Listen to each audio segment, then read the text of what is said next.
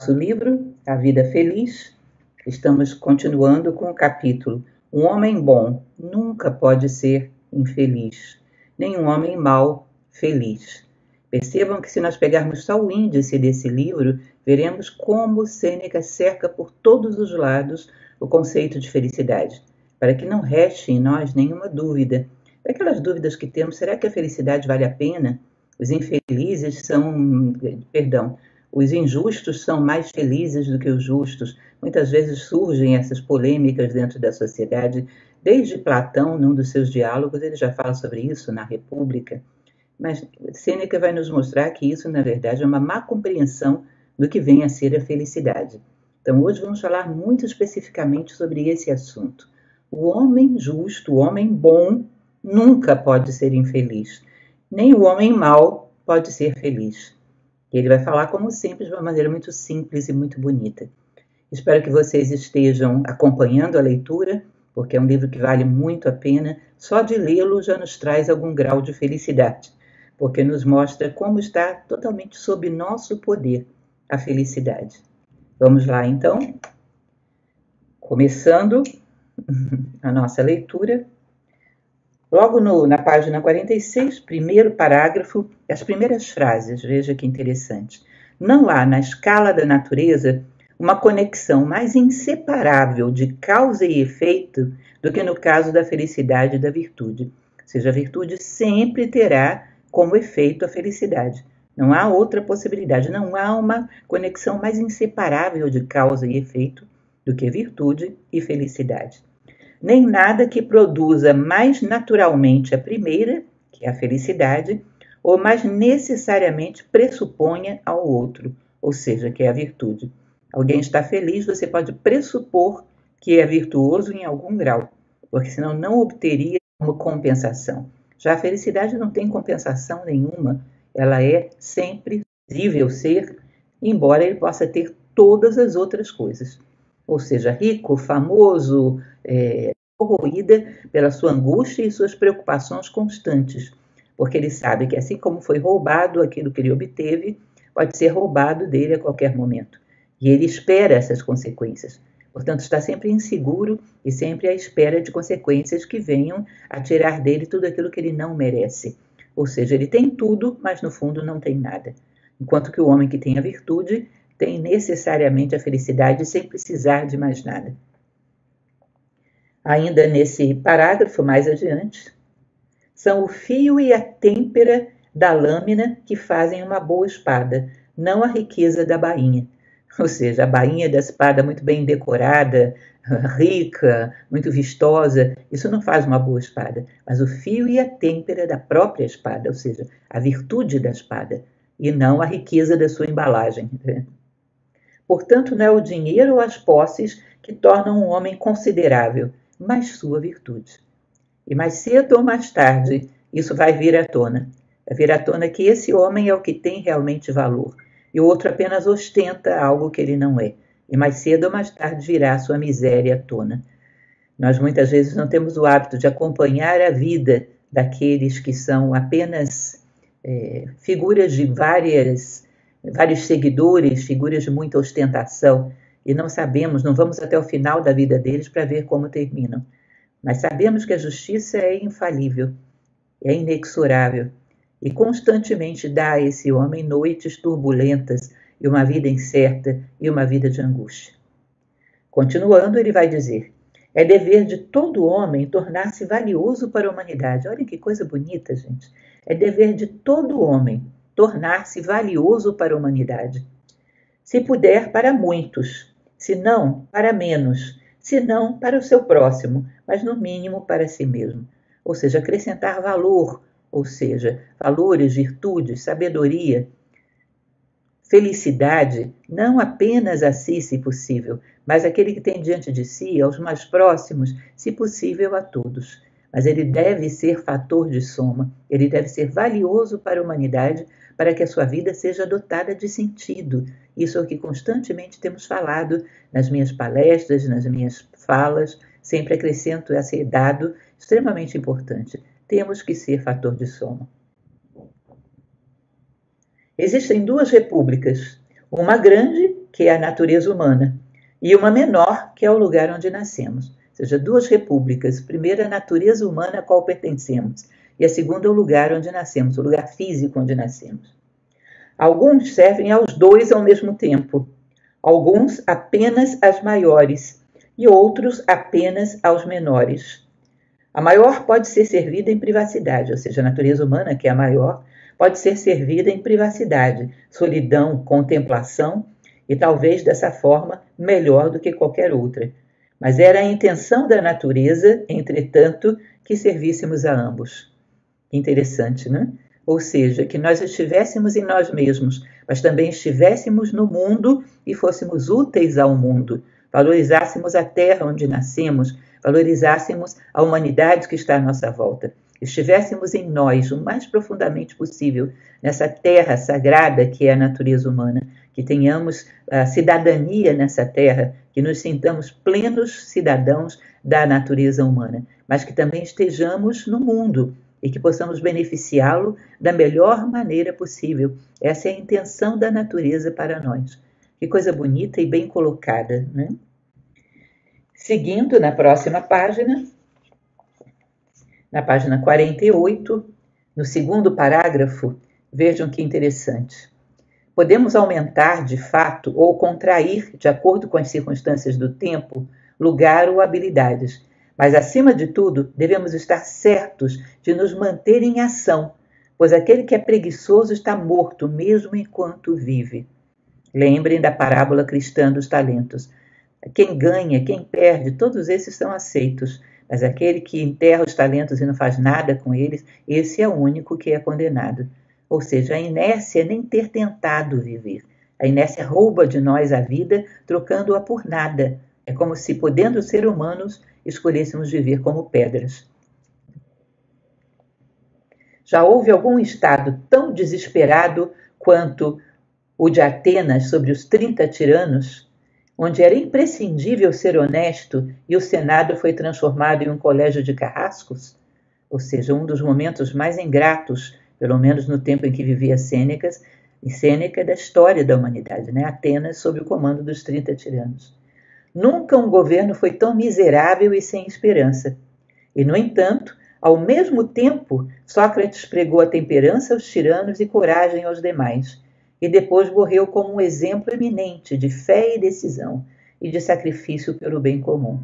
Ou seja, num dos governos mais miseráveis da história, houve um homem excepcional, que viveu e morreu excepcional. O que ele quer dizer aqui é que as circunstâncias não são capazes de corromper um homem se ele não aceita essa corrupção no seio mesmo da sua natureza humana. Último parágrafo da página 48. Demétrio, ao tomar Megara, perguntou a Estilpo, o filósofo, o que ele havia perdido. Nada, disse ele, porque eu tinha tudo o que podia chamar de meu perto de mim. Ou seja, Estilpo não tinha perdido nada porque tudo que era dele estava com ele. E ainda assim o inimigo havia se tornado senhor de seu patrimônio, de seus filhos e de seu país. Mas estes ele considerava apenas bens adventícios e sob o comando do destino. Agora, ele que não perdeu nada nem temeu nada em uma ruína pública, mas estava seguro e em paz no meio das chamas e no calor de uma intemperança militar e da fúria, que violência ou provocação imaginável poderia colocar um homem desses fora da posse de si mesmo? Paredes e castelos podem ser minados e bombardeados, mas não há arte ou máquina que possa subverter uma mente estável. Ou seja, aquele que conseguiu estabilizar a sua mente, produzir ali serenidade, controlar basicamente os seus pensamentos, focalizá-la em torno de virtudes, colocá-la em torno do seu próprio coração, ou seja, sentir-se apoiado num centro, numa identidade humana que nada nem ninguém pode roubar de nós, podem tirar todos os nossos bens, que ainda assim sentiremos que não nos tirou nada, porque tudo aquilo que somos de mais profundo, de mais valioso, não pode ser arrancado de nós. Ele dá o exemplo desse filósofo Estilpo, de como permanece nobre, mesmo em meio àquilo que o homem comum considera como ruína. Passamos por muitas perdas ao longo da vida, muitas coisas se vão, algumas por acidentes humanos, outras por acidentes naturais, muitas coisas se vão.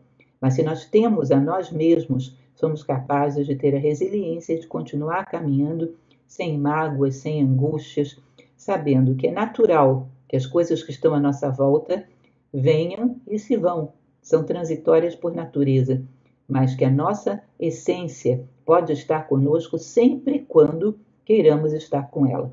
E isso é fundamental entender. Mais adiante, nessa mesma página, Alexandre conquistou a Babilônia. Cipião conquistou Cartago. O Capitólio foi queimado, mas não há fogo ou violência que possa perturbar uma mente generosa. E não tomemos esse personagem também por uma quimera, pois todas as épocas possuem alguns, embora não muitos, exemplos dessa virtude elevada. Ou seja, não pensemos que uma mente valiosa, uma mente generosa, uma mente apoiada serenamente na natureza humana é uma ilusão. Em todas as épocas houve e haverá homens possuidores desse tipo de mente. Ou seja, ela é uma aspiração legítima, ela é uma aspiração que pode ser conquistada. Podemos sair do tumulto da nossa mente, do jeito que ela está, totalmente mergulhada nos apelos externos. Podemos trazê-la para um lugar silencioso, sereno, apoiado apenas na nossa lealdade aos nossos valores, aos nossos princípios. Enquanto essa lealdade permanece, nossa mente permanece quieta e serena, como que navegando sobre a nossa própria virtude. E nada é capaz de abalá-la. Podemos conquistar isso. Sempre houve e sempre haverá homens, em todos os tempos na história, que são possuidores dessa joia. Portanto, podemos considerar legítimo. Se um ser humano a possui, eu também posso possuí-la. Eu posso tomar isso como meta. Tomando como meta, evidentemente, eu darei progressivamente passos nessa direção. Tenho que aspirar a essa mente para que possa conquistá-la. Não conquisto coisas que eu não busco. Se eu busco essa mente serena, eu a terei. Mais adiante, o próximo parágrafo.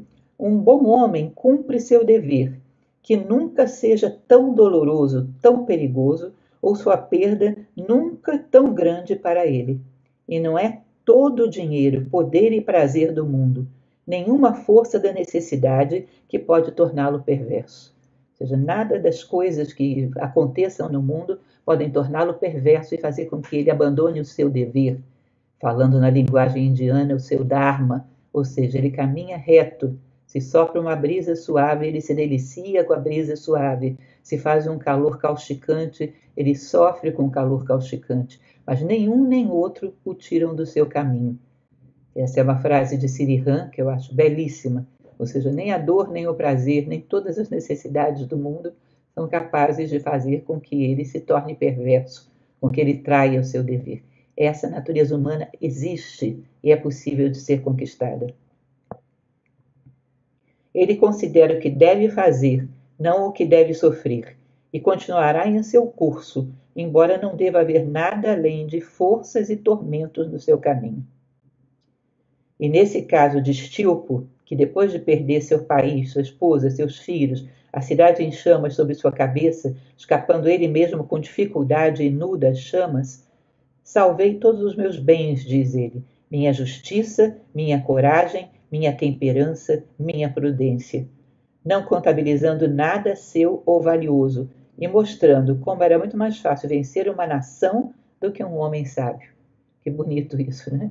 Saindo de lá, chamuscado no meio das chamas, salvando-se com dificuldade, ele diz: aquilo que eu sou não foi tocado. Muito pelo contrário, às vezes nas adversidades chegamos mais perto daquilo que somos.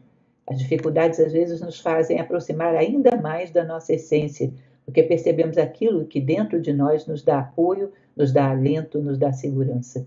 E ele mostra que é mais fácil derrubar uma nação do que derrubar um homem virtuoso. Que coisa bonita, que visão bela essa de Sêneca.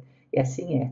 Um homem virtuoso é uma muralha intransponível. Você pode matá-lo, mas não corrompê-lo. E isso é uma força fora do comum da natureza humana. Quando você se apoia nela, ela é inexorável. Você pode ser morto, pode ser ferido, mas não pode ser corrompido.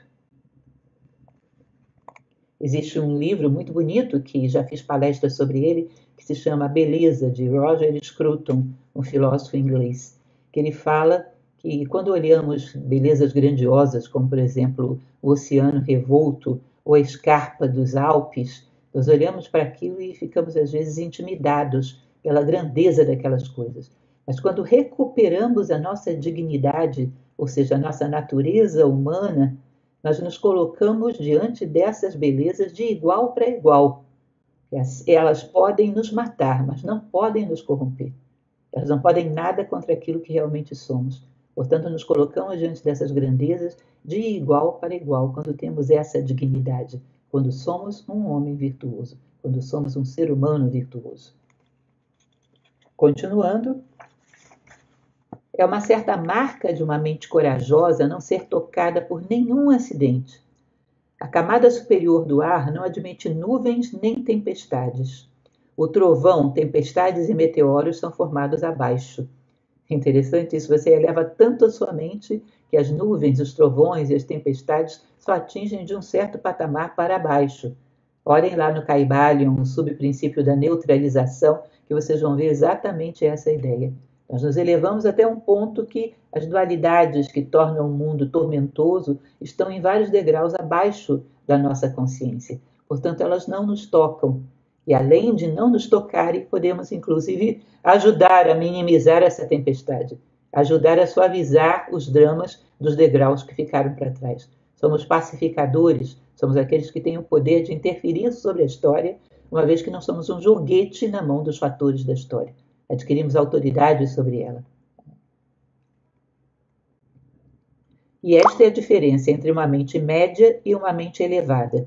A primeira é rude e tumultuada, a segunda é modesta, venerável, composta e sempre quieta em sua posição. Em suma, é a consciência que pronuncia sobre o homem se ele está feliz ou infeliz. Ou seja, essa consciência vai dizer se ele está feliz ou infeliz. Essa consciência apoiada sobre a virtude, sempre quieta, serena, estável, impossível de ser destruída, de ser afetada. Essa é que determina a sua felicidade. Se você tem a sua consciência apoiada sobre a virtude, a felicidade sempre estará com você. E os fatores externos não serão capazes de tocá-lo. Mas embora o sacrilégio e o adultério sejam geralmente condenados, quantos ainda há que não corem com o primeiro e, na verdade, se vangloriem do outro? Pois nada é mais comum do que, para os grandes ladrões, cavalgarem em triunfo enquanto os menores são punidos. Naquela época como hoje, né? Os grandes ladrões cavalgam em triunfo enquanto os menores são punidos. Mas deixe a maldade escapar como puder no tribunal. Ela nunca deixa de fazer justiça a si mesma, pois cada pessoa culpada é seu próprio algoz. Ou seja, ela pode escapar aos tribunais do mundo, mas não vai escapar da justiça de si mesma, pois a sua consciência é seu próprio algoz. Ela vai ser torturada todos os dias da sua vida, e se houver um depois, também um depois, porque ela carregará consigo essa culpa. Ela nunca terá paz de espírito, ela nunca terá dentro dela harmonia. Será uma pessoa sempre angustiada e aflita pela percepção, pela consciência da sua culpa. Portanto, não é necessário que os tribunais a punam. Ela mesma pune a si própria todos os dias. Talvez se sentisse melhor se os tribunais a punissem, porque assim sentiria que o seu mal, de alguma maneira, foi compensado. Quando ela não é punida pelos tribunais do mundo, ela é duramente torturada pela sua própria consciência.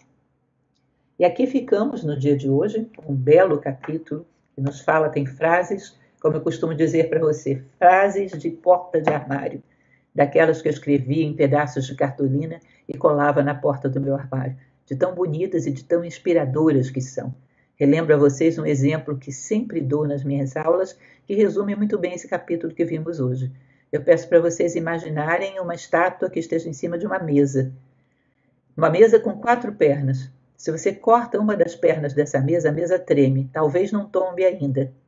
Mas se você corta uma segunda perna, necessariamente a mesa vai cair e a estátua vai se espatifar.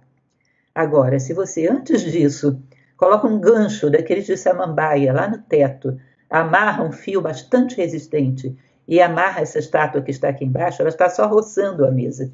Seu ponto de apoio é acima. Você pode cortar as 4 pernas da mesa. A mesa cai, desmorona e ela permanece. Assim é o ser humano. Quando ele está apoiado em alguma coisa do mundo, minha situação financeira, meu prestígio social, quando essas pernas forem cortadas, ele vai desmoronar. Agora, se o ponto de apoio dele é lá em cima, na sua consciência atada à virtude, você pode tirar tudo que o apoia no mundo, que ele não desmorona. O seu ponto de apoio está acima e dentro. E como ele não depende da mesa, ele pode interferir para que não cortem as pernas da mesa, porque há outras pessoas em cima dela, além dele mesmo, que dependem dela. Ou seja, como ele não é produto da história, ele se torna produtor da história. Como a história não pode tocá-lo, ele toca a história e é capaz de transformá-la. Por quê? Porque ele se mantém em pé, mesmo que todos os pés da mesa sejam cortados. Então agora ele pode interferir para que esses pés da mesa não sejam cortados. Ele tem autonomia, ele tem domínio sobre si próprio e a sua felicidade está garantida, pois a sua consciência está permanentemente atada à virtude, não desmorona. Não há como desmoronar um homem cuja consciência se apoia na virtude. Isso basicamente seria um resumo do que vimos hoje. Agradeço muito a presença de todos vocês e nos encontramos na próxima semana para o próximo capítulo, que é a devida contemplação da providência divina é a cura certa para todo infortúnio. Um grande abraço a todos.